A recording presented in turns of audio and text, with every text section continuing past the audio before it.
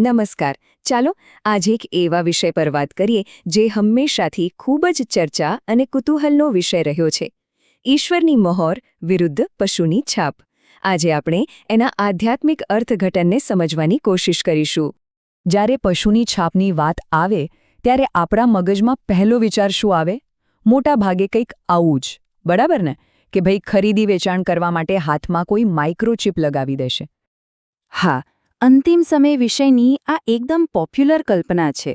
પણ એક પાદરીની દલીલ છે કે જે સાચી છાપ છે એ કોઈ ભૌતિક વસ્તુ છે જ નહીં. એ તો કંઈક બીજું જ છે જે આપણી અંદર હોય છે. તો ચાલો સૌથી પહેલાં એ જ સવાલ પર આવીએ. શું આ છાપ કોઈ ટેકનોલોજી સાથે જોડાયેલી છે? જોઈએ કે આ વિશે શું કહેવામાં આવ્યું છે. અહીં એક ખૂબ જ દમદાર વાત કહેવામાં આવી છે કે કોઈ ભૌતિક ચિપ હોય, કોઈ તાવીજ હોય કે પછી કોઈ દવા હોય, એમાંથી કોઈ પણ વસ્તુ માણસના આત્માને, એના સ્પિરિટને અડી નથી શકતી. કહેવાનો મતલબ એકદમ સાફ છે.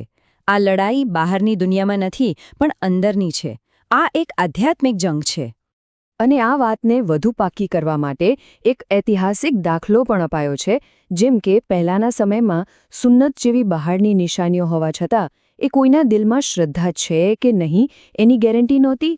આ ઉદાહરણ આપણને યાદ અપાવે છે કે સાચો વિશ્વાસ તો હૃદયનો વિષય છે, બહારના દેખાડાનો નહીં. તો હવે આપણે આ વિશ્લેષણના એકદમ કેન્દ્રમાં જઈએ છીએ, જ્યાં વાત થાય છે બે અલગ અલગ મહોરની અને એનાથી નક્કી થતી બે અલગ અલગ નિયતિની. જુઓ, આ બે છાપ વચ્ચેનો મૂળભૂત તફાવત. એક તરફ છે ઈશ્વરની મહોર, જે પોતાના પણાની અને દૈવી રક્ષણની એક આંતરિક નિશાની છે, અને બીજી તરફ છે પશુની છાપ, જે છેતરપિંડી અને ખોટી વફાદારીની આંતરિક નિશાની છે. અહીં સૌથી મહત્વની વાત એ છે કે બંને નિશાનીઓ દેખીતી નથી, પણ વ્યક્તિની અંદરની આધ્યાત્મિક સ્થિતિને દર્શાવે છે. હવે જે લોકો પશુની છાપ મેળવે છે એમના માટે 5 ભયાનક પરિણામોનું વર્ણન છે.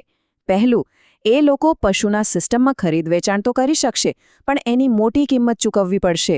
બીજું, એમને પશુ અને એની મૂર્તિની પૂજા કરવા માટે ફરજ પાડવામાં આવશે. ત્રીજું, એમને ઈશ્વરના ક્રોધનો સામનો કરવો પડશે. ચોથું, અંતિમ ન્યાયના દિવસે એમને આગના સરોવરમાં નાખી દેવામાં આવશે. અને પાંચમું, એમને દિવસ રાત એક ક્ષણના આરામ વગર સતત પીડા સહન કરવી પડશે. આનાથી એકદમ ઉલટું, જે લોકો પાસે ઈશ્વરની મહોર છે એમના માટે રક્ષણ અને ખાતરીનું વચન છે. આ મહોર એ વાતની નિશાની છે કે એ વ્યક્તિ ઈશ્વરની છે. એ એમને આવનારા દૈવી પ્રકોપથી બચાવે છે. એ સાબિત કરે છે કે એ પશુના જૂઠાણામાં ફસાયા નથી.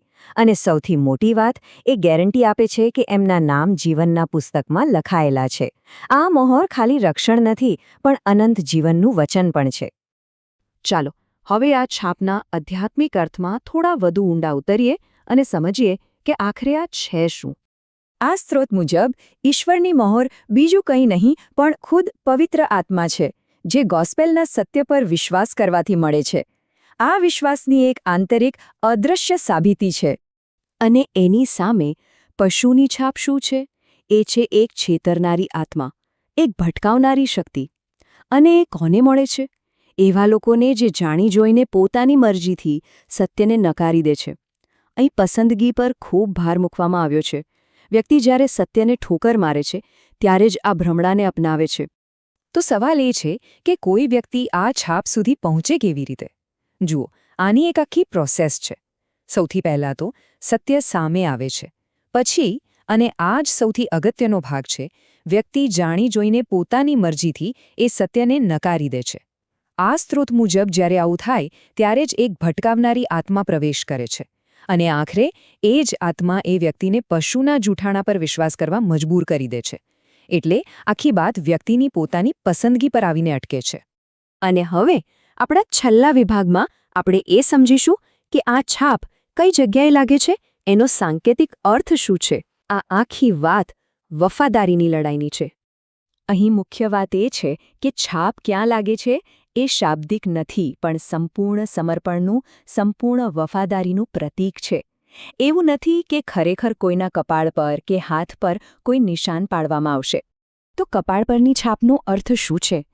એ વ્યક્તિના વિચારો, એની પૂજા અને એની માનસિક વફાદારી દર્શાવે છે. એટલે કે એ કોને માને છે. અને જમણા હાથ પરની છાપ એ એના કામ, એની સેવા અને એના કર્મો દર્શાવે છે. એટલે કે એ કોના માટે કામ કરે છે.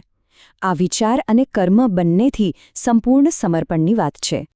તો આ બધી ચર્ચાનો સાર એ છે કે આ લડાઈ ટેકનોલોજી વિરુદ્ધ માણસાઈની નથી. ના, આ તો બે મોટા આધ્યાત્મિક સામ્રાજ્યો વચ્ચેની લડાઈ છે, જે માણસના દિલ અને દિમાગની વફાદારી માટે લડી રહ્યા છે. આ એ યુદ્ધ છે જે આપણા વિચારો અને આપણા કર્મોમાં લડાઈ છે.